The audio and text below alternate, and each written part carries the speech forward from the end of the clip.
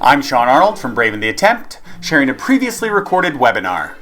We'll be looking at how to use Nearpod and Flocabulary for remote learning. So on that note, let's move forward. As for all the rest of that stuff, I should give you a background for me if you don't know. My name's Sean Arnold. I work in District 75. I've been a special educator, a STEM coach there for 15-ish years. I started out as a music teacher.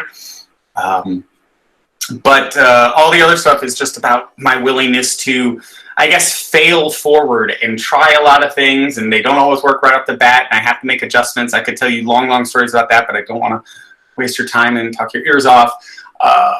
That said, this is a time where all of us, we're basically moving forward, exploring. We're going to be a little bit uncomfortable, and you know what? There's some good in being uncomfortable regularly in your class. Okay. On that note, be mildly uncomfortable. It's okay. We're learning. We're growing, and literally learning is new stuff, making us slightly uncomfortable and us getting there from it. If you didn't see, I posted it in the chat, but I'm going to post it one more time. This is how you join a Nearpod session. And I will mention right now that even though I'm doing this with you live, Nearpod sessions don't have to be live, and I'll get more into that later. They can be done, and that big word again, asynchronously, as student-paced lessons, and they can go at their own pace. And of course, you see it's easy to share these out to Google Classroom, Remind, Microsoft Teams, etc., or just copy and paste that link somewhere. It always lives up there in that top left corner, easy to get to, easy to share. So if you haven't joined yet and you're able to with another tab open, I highly recommend you go ahead and join this Nearpod. Cool. I'm glad some of you are taking the time to meditate and relax. I took a little bit of breathing time at lunch. You'll also notice on yours, there's an ability for you to open notes. So you will be able to personally save those afterwards. There's a little notes section over here under your face there to the side. Here, I'm going to switch to student view so you can see what a student view looks like. So on your student view, there's this little thing here where you get to have notes and stuff all along the sides. And you can open that up and take notes throughout. So feel free to use that. You will get a copy of those notes. That's one of the cool features of Nearpod. All right? I will say that Nearpod and Flocabulary, Nearpod versus Flocabulary, they are synchronized. They are together. I will get into Flocabulary a little bit more later. But Nearpod has been the remote presentation platform for the longest time that I can remember. They have been the one that have been doing it the longest. They have the most features, the most lesson plans already made, connected with the most partners. One of the things that you can do in a classroom with Nearpod is I can push it out to, if I have one-to-one student devices across them, and I can present to them like I'm doing with you now. I can assess them, and we can share and collaborate together too. I've even done that with 12 to 1 to 4 students. If you're not familiar with that, what that means in District 75, it just means students with more severe cognitive and physical challenges. So a lot of those students are nonverbal, are in chairs. A lot of the students I was doing it with actually used switch access to go ahead and move forward in the presentation, but they were still able to integrate it. So this will work for young kids. This will work for older students and more complex ideas. So don't worry about any of those challenges. It works across the board. Here's a cool video that you guys can play across all your devices. But really all it was is a little screen that shows you all the different ways and things that Nearpod is connected to, this little visualization that I created. You teach with your students, you present to them in a myriad number of ways, which I'll show you. You can assess them in a wide variety of ways, whether it's through gamified learning, a memory test, full-on quizzes, or just students who are able to only draw or something inside of it. And then you're able to connect with them and connect with partners across things. Yes, Flocabulary is the one I'm going to focus on here today, but they're connected to all sorts of other ones like Common Sense Education. If you're not familiar with Common Sense Education, they do a lot of awesome stuff with digital citizenship learning. So, trying to make your kids do the appropriate stuff online or learn how to be good online citizens, which is definitely important right now. All right. For Flocabulary, they are a music educational service where basically students are learning about a variety of topics not familiar, through hip hop music. And why that? Well, for a couple of reasons. One, music is amazingly impactful on the memory, especially as I can attest to really boring master's thesis that I've done on students with autism. But even more so, hip hop music, which is the language of modern young people, remains memorable even beyond language capabilities. So students who are even struggling with words and language can pick up things through a song. You might remember this because you learn songs or phrases, please excuse my dear Aunt Sally, all that kind of stuff. You still, oh, I was about to say something, you're all gonna hate me for it, but I was about to name a particularly annoying commercial jingle that would have gotten stuck in your heads, but you know how those things happen and they get stuck there. Here's that lesson flow. Yes, you can watch those videos. Yes, they have ways to slow it down and adjust it, but then they have all these cool vocabulary and games where you can make music as you're learning it. Of course, assessments and their lyric lab, which is awesome. This is taking our students to be creators. So our students can essentially create their own songs with a built-in library of music and background music and rhyming guides. And the best thing about it is there's so much built-in accessibility on the site, from slowdowns to captions to built-in screen readers. They really care about students with learning challenges. So on that note, let me know your familiarity with your Nearpod experience. As I'm showing on the screen, but you guys have, if you've opened up the Nearpod, which I'll share one more time for a couple of people who just popped in. I'll share that again in the chat, that link, if you want to join the Nearpod and respond to me. But I'm inquiring as to how good are you? What's your knowledge span of using it? All right, right now we've got a lot of people who are telling me that they're new to Nearpod, and then a whole mixed bag, things you know how to do. All right, things you're excited about. A lot of those who are brand new to it and are not really sure, which is fine. I'm going to take it nice and slow. You want to learn how to find a lesson in the library? Good. Yeah, there's tons of pre-made ones. You don't have to do it from scratch. And I will say, Nearpod is always freemium. And by that I mean it's free. You can get it. You can use all the basic parts of Nearpod totally free. But actually for right now, during this time, even those extra bonus features that you might pay a slight subscription for, those are free now too. So always free to join, to participate in, but now even the bells and whistles are free too, okay? And I'll mention throughout which one of the kinds of things are the real bells and whistles. All right, what about your experience with vocabulary? Let me know. And if you'll note, while I'm doing this and asking you these questions, you on your devices are able to give me immediate feedback because I'm doing this live, which is great for teachers, whether you're presenting live in a classroom or presenting remotely.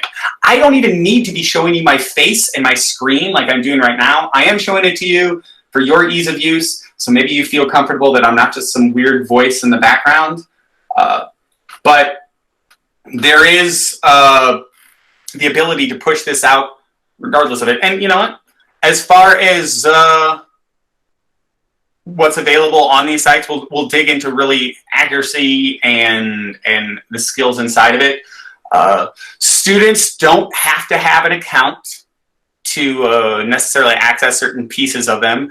For Nearpod, very easily, they don't need it unless they're creating them. For Flocabulary, again, there can be a general account, but both Flocabulary and Nearpod, if you're using Google Classroom, can sync with it.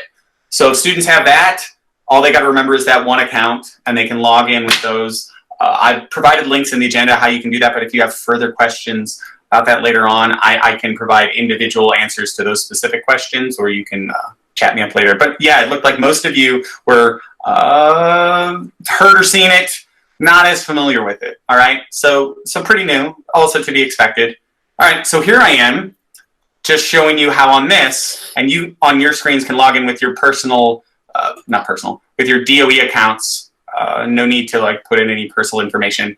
I just wanted to show you how you can embed an entire Flipgrid. If you're not familiar with Flipgrid, it's a video discussion platform, but you can embed an entire Flipgrid on a page. This is one I put in here just recently, so there are no responses from people much yet, but students can easily go ahead and add their video comments, Terry. Here, I'll do it in, here's what it would look like in a regular student view. Just hit that plus, add their recording, and let me know how things are going on in response to that question. All right, so that they can go, and again, this is not meant to be a live meeting, but it's another option for you in the midst of all of this for having those sort of check-ins with students, socially, emotionally, all right? So that can be entirely embedded inside your Nearpod. All right, so what we're gonna go over, a few meaningful ways and a couple of easy steps that you can get into the lesson library and share files, and then share your lessons for distance learning, okay? Here's a collaboration board that I'd like you to respond to me on. Do you have any particular topics or lessons that you want to do either live or student-paced? You can go ahead and type those in on there. And yes, Nearpod can sync with Microsoft Teams. Let me show you this. I'll pop this up again. Look at there, straight into Google Classroom, straight into Microsoft Teams. So yes, it does connect with both. Or it can just be texted out using Remind, which will automatically translate it and stuff into parents. For me, I want to do some game-based learning with students. It's just something I particularly enjoy. And maybe I'm even going to find a picture to throw up there with it and wait for any of you who are throwing it up. Games. Feel free to tell me what you guys are going to kind of lessons you're looking for, because I can focus on some of those. Let's just do that one for now. Nice racing game. You guys, I made the choice of, and I don't know why I did this, I probably shouldn't have, of having to approve all of yours when you submitted it, but that is an option. Might be something you want to do with your students. I generally wouldn't do it with adults, so don't remember why I did it here. Hey, what are we doing it by? Whoever has the most likes, I can sort it out. Mix a live and student pace. Yeah, that's a good idea.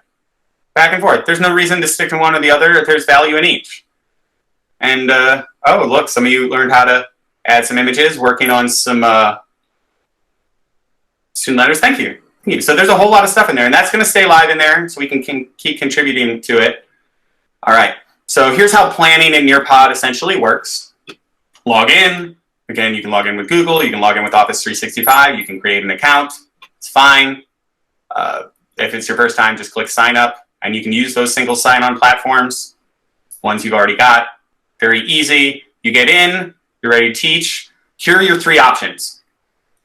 Use what things you've already made. Add some assessments and engage your audience. Cool. Or you can use some things that are already there. Now, when I say use what you already have, you can do it through a number of ways. I'm going to get through a couple of those, but if it's a PDF, fine. If it's a PowerPoint you've made, fine. If it's in Google Slides, fine. There's an add-on for that. So I'm going to share this video really quickly so you can hear it. Let's turn that up. You can hear it on your devices, maybe, or through this screen if you're not connected in the Nearpod.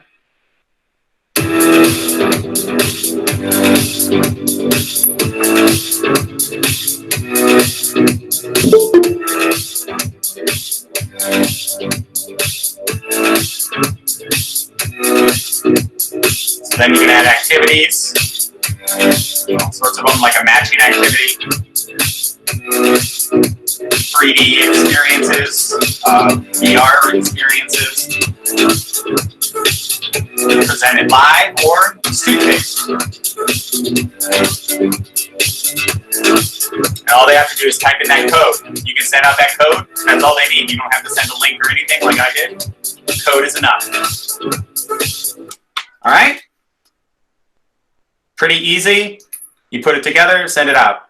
So edit one in the lesson library. Like I said, import your own files or use the Google Slides add-on for something you've made in Google Slides. I want to ask you, are you going to use the pre-made ones, or are you going to build one your own, or you're going to take something that you've already had? Which one should I spend more time on? I will say so many amazing pre-made Nearpod lessons across a variety of subject areas. As I wait for your answers, open Nearpod in a whole separate screen. I can go ahead and look at the Nearpod lesson library. I can select a content area. Let's choose 6th grade math, right? Totally connected to particular areas of study within that category. You see, as I keep scrolling, more and more load. So there's a lot to choose from. For you guys, seems more like using the pre-made. Yeah. Why rewrite anything? Save your time. One of the best things about any technology is when it can save you time, so you can spend your time on other things, right? But you know, some of you are bold and are going to use one you've pre-made, and a few of you want to build it from scratch, which is fine. Maybe you have a new idea that you want to explore, and that's cool too. All right, it's a bit of a mix. All right, cool. All right, let's go ahead and follow along. I'll show you how this works. Here is a slide deck that I've shared with you. If you want to use what you have, all right, you can use the Nearpod library, personal files, or the Google Slide add-on. You simply head into that library, like I showed you, my library. Create your own in Google Slides or in Nearpod, right there. You can add individual slides, right? Try it now. You know what? I'm going to go ahead and skip this collaboration board because I think you've answered enough questions for me right now. So as you're doing it, you can get it in that area. If I'm making a lesson in Nearpod from scratch here, like I said, if I'm ready to add a slide, it asks me, do I want content, web content, or activities? And I'm going to show you all the different offerings that exist in each of those in just a moment, all right? So inside of, where is it? Google Slides, here we are.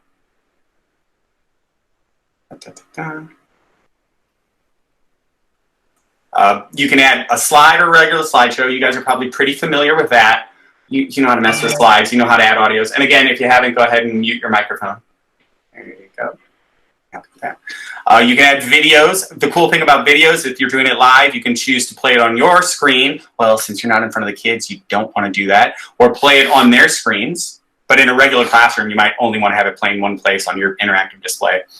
You can do VR experiences, 3D interactives. You can embed a full website, which I'll show you in a little bit. PhET is like simulations, like science and math simulations. If you're not familiar with what Sway is, it's from Microsoft. It's like a way cooler PowerPointy kind of thing. You can embed whole PDFs or whole Google Docs, right? Right there in your slides, like this. Anybody can tell me what this is? This 3D interactive. Now, it probably looks cooler if you're playing with it on an iPad or a phone. But let me see. Anybody got a note in the chat of what that is? Well, it is a virus. It's not COVID. This particular one is influenza. But yeah, I thought it was particularly poignant in the midst of all this. So yeah, you can engage in 3D interactives that way. Maybe you want to engage in a Spec Simulation, something like this. Or I can take my little skateboarder, drop them in. Maybe I want that skateboarder to be heavier. How well does it work if that skateboarder is heavier? What's it change? Oh, what if there's a lot of friction? Or no, let's have no friction and see what happens. Uh-oh, no friction. They just keep going. Yeah, and you can adjust and change. So there are all sorts of interactives. My favorite one is probably John Travoltage. You're learning about static electricity. Or this, and again, this is probably way cooler if you're looking at it on a phone or something, or an iPad. As you hold it up and move it around, it will actually move just like VR. And for this sort of VR, you don't necessarily need the headsets, right? It'll work just on the devices themselves, but this is us, because maybe the only way to get away from this virus and the challenges we're facing here in New York City is to just go to the moon, right? Maybe a day of skateboarding isn't going to cut it. So let's just head to the moon. All right. So I have a list here of a background picture of what features exist, what ones you can play with your kids. Just go ahead and circle the ones that you are most excited about. Is it those sorts of simulations? Do you want to do some VR? Do you just want to share regular content and slides synchronously or asynchronously with your students? I mean, you can share Twitter tweets too. I don't know if that's a big important thing for you, but that is a capability. BBC videos, all sorts of other ones. Okay. So some people here are talking about regular slides and slideshows, which is good. Take the stuff you've already got.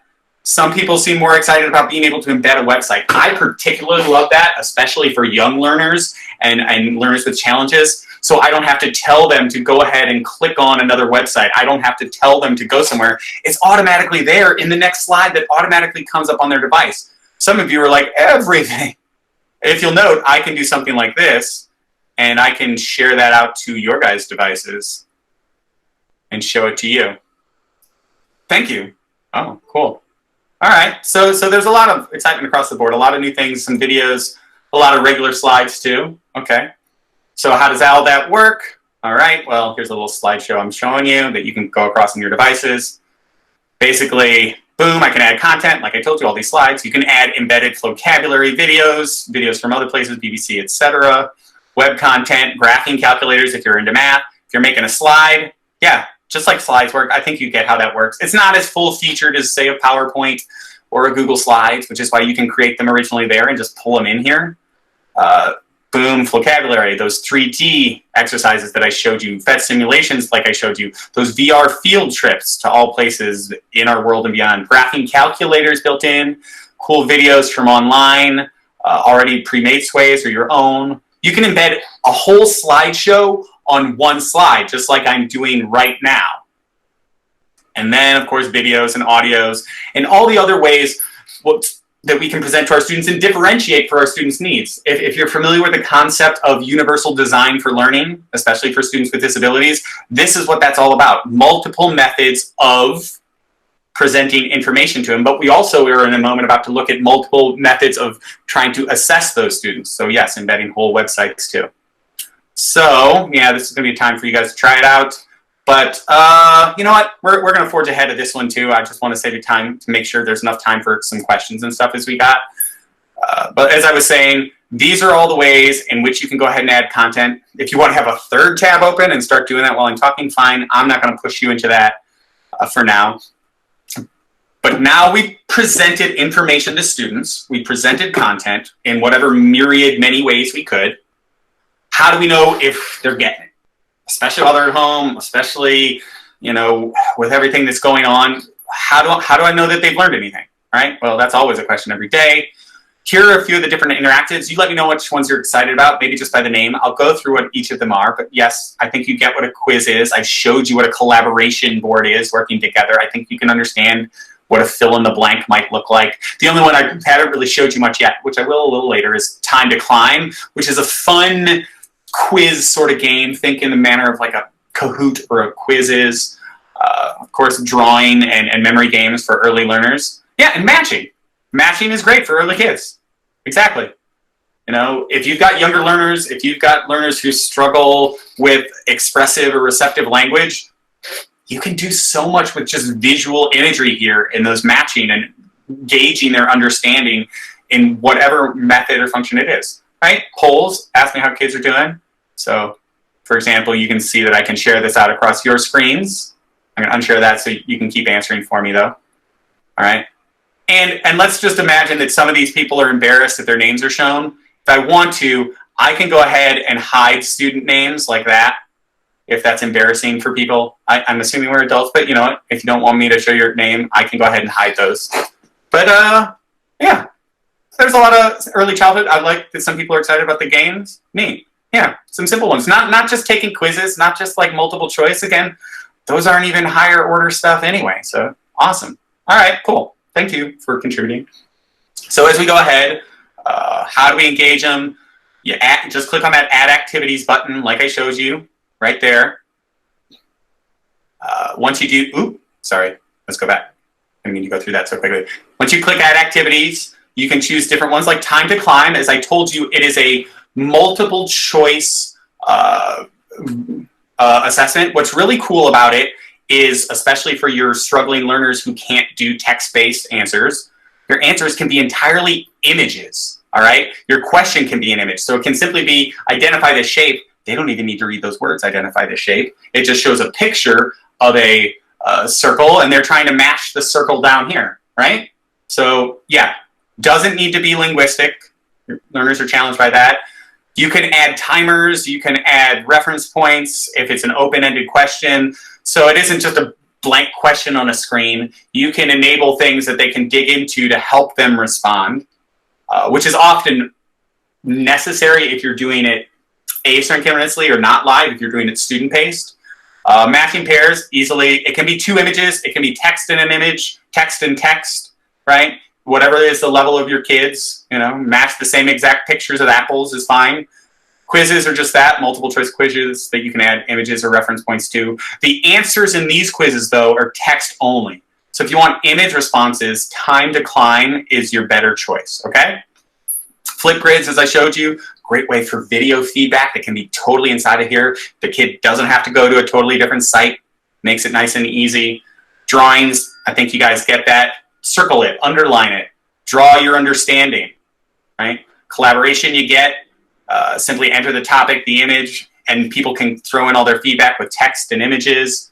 A poll, again, I think you guys understand how a poll works. Give your options. It's just that there's no correct answer on a poll as opposed to the multiple choice.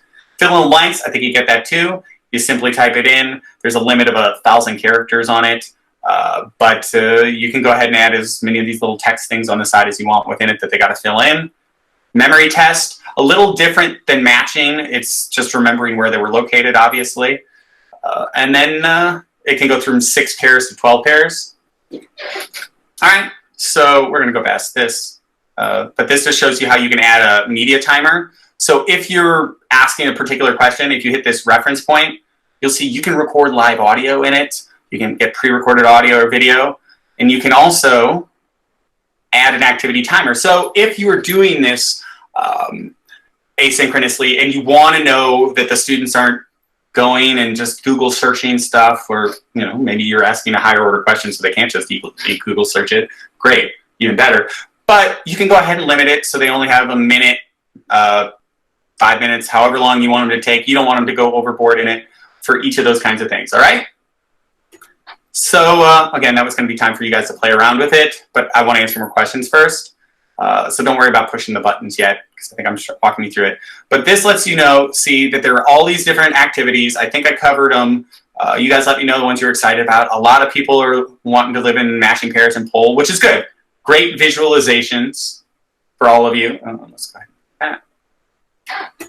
All right, and then you just engage your audience. And as I showed you, whether it's live, student-paced, easy to share that out, easy to push that information out, easy if all you want to do is just share the 5 letters of that. All they got to go to is the Nearpod app or the Nearpod website. So if I go to Nearpod as a student, and I've never been on it before, and oops, am I in the, I thought I was in an incognito window.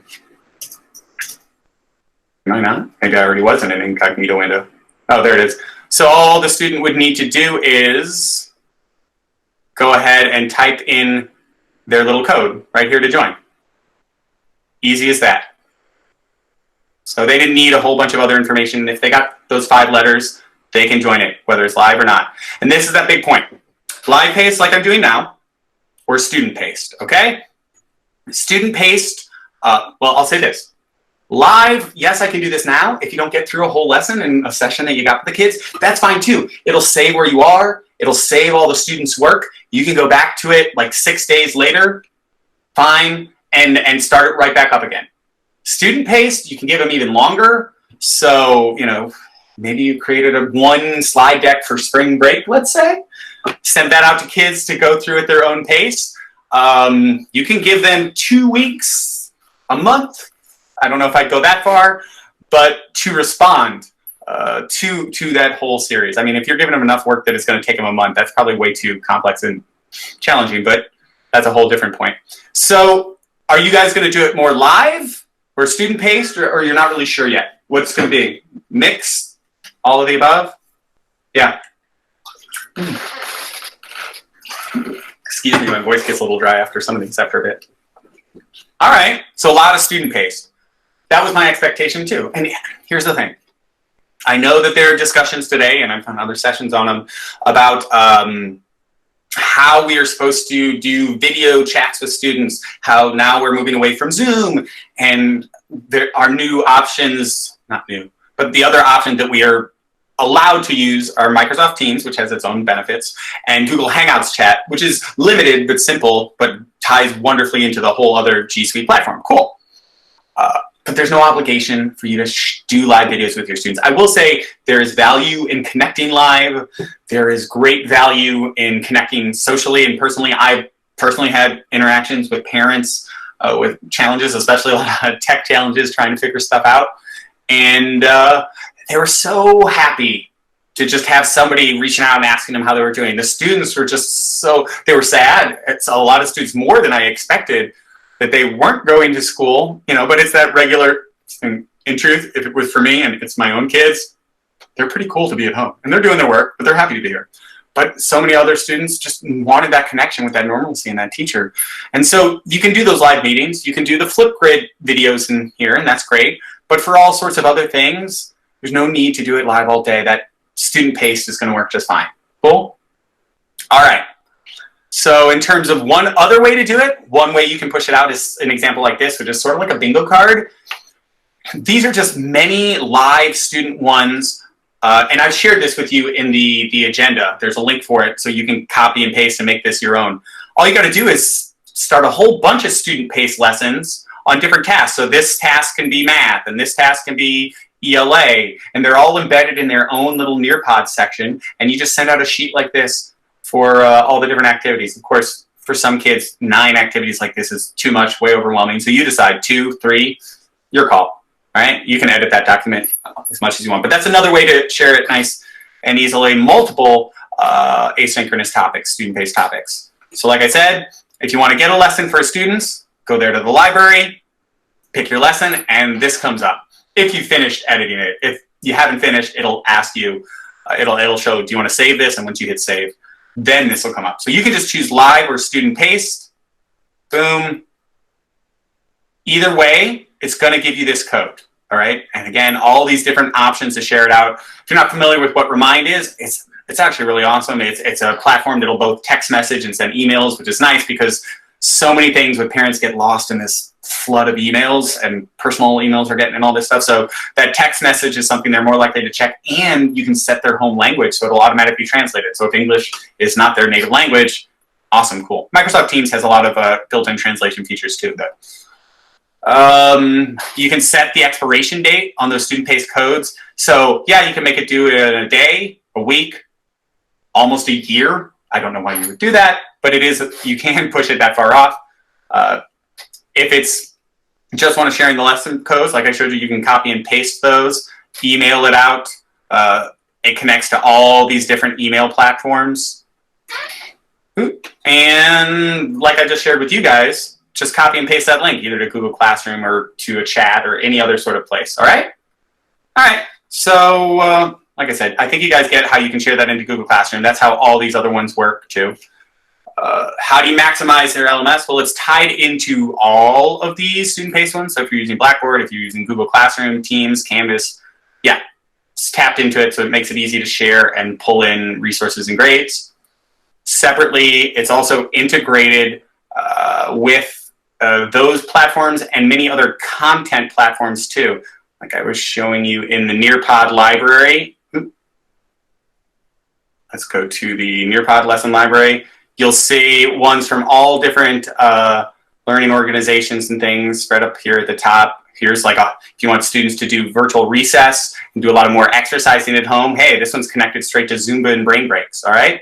So no reason to slack off on physical options even in the home too. You know, be safe though. When you put it all together, you can take time for mindfulness, right? You can put those in there. I'm not going to make you guys do this. I think you guys get the ways it can help it, and I'm appreciating the comments on that. The kids don't need to log in individually. They can just put in that code. Now, if you want to make sure you're getting the data and information, if there's assessments built in for that particular kid, yes. It does help if they're using their Google or Office 365 logins, because then it'll tie it back. So as I got all your information here, where I was showing this, some of you linked and had that. If a kid just wanted to type, you know, jerky, make a jerk face, they could. You could actually kick them out if they did something weird like that. But making them log in, it's not necessary, but it is going to give you that valid data you're probably going to want. All right? So that was actually a really good question. Quizzes and slides, they can be activities, shortcuts. You can go beyond the basics. So let me show you a few of these cool shortcuts. Immersive Reader, I've showed this in other sessions. This is built into Microsoft products, but they've also offered it open source to other people. So your non-readers can have the screens read to them. It's just that button will pop up on any slide with text. All right. They can do a skill review with matching pairs. You can set up pages by standards. You can convert any slides you've created into a drawing activity just by clicking Add Activity immediately. Again, one of the easiest ways is I can suddenly go ahead and start a whole new lesson in Nearpod. And let me just start a new one. You'll see this thing at the bottom. If I've got image files, PNGs, if I've got a PowerPoint I've made, I can just drag it in there. If I've got a PDF, say from, I don't know, unique learning system for people who are working with students with autism, great. You can drag those in. You don't have to make anything new. You don't have to start from scratch. You can just, boom, throw in all that work you've already done, throw in all that stuff you've already done, and then just start adding some activities to make it interactive, all right? All right, so that's our Nearpod piece. Just a brief moment on the Flocabulary piece. Yes, I explained it's this engagement tool because it's fun, it's hip hop, it's music, which works towards that memory piece that I told you about and the power of music affecting memory.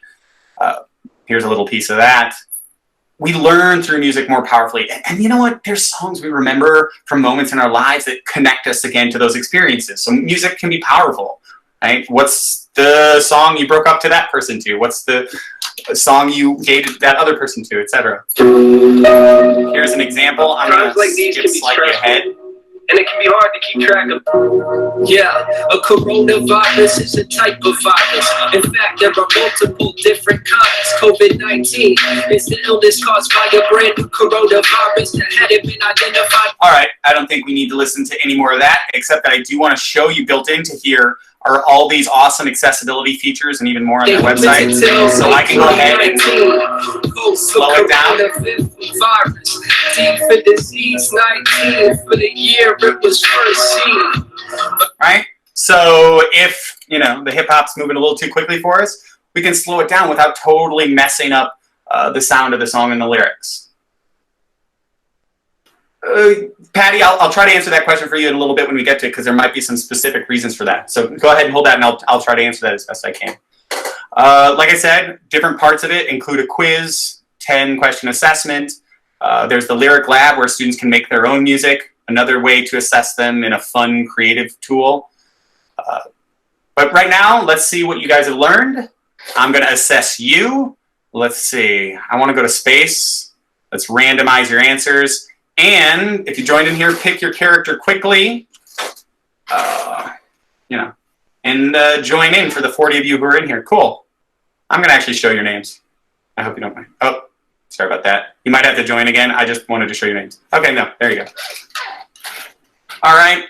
I'm going to wait about 10 more seconds and explain what we're doing. This is Time to Climb. It's part of Nearpod. It is an assessment game.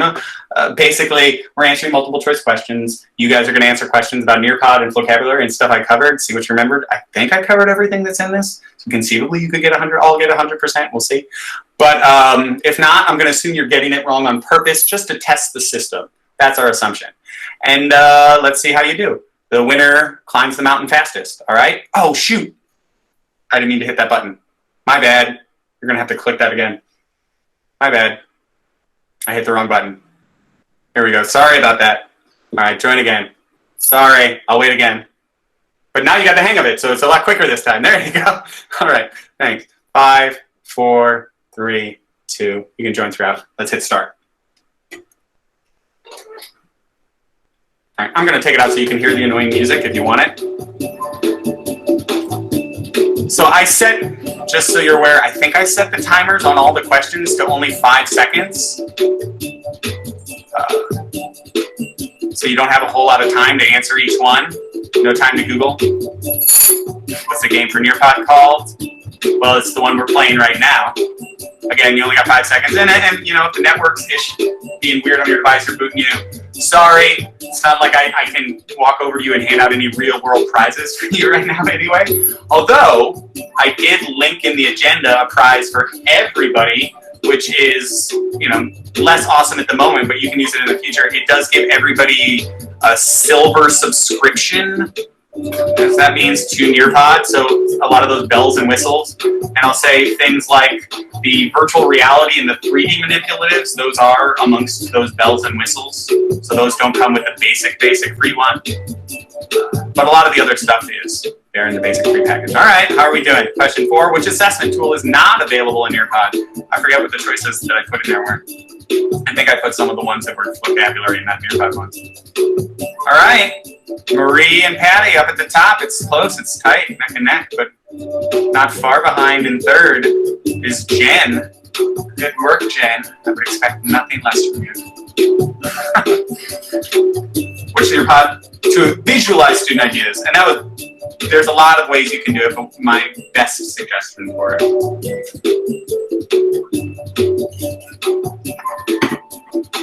The Flocabulary lesson sequence. I showed that on the screen, that one that I visualized for you. Let's see how well you remember that. Oh. All right. Ooh. How did that change the scores? It wasn't actually 6. That last one wasn't a step. It was 15. Vocabulary game. What was that called? Do we remember? It's not a very creative name, I'll tell you that much.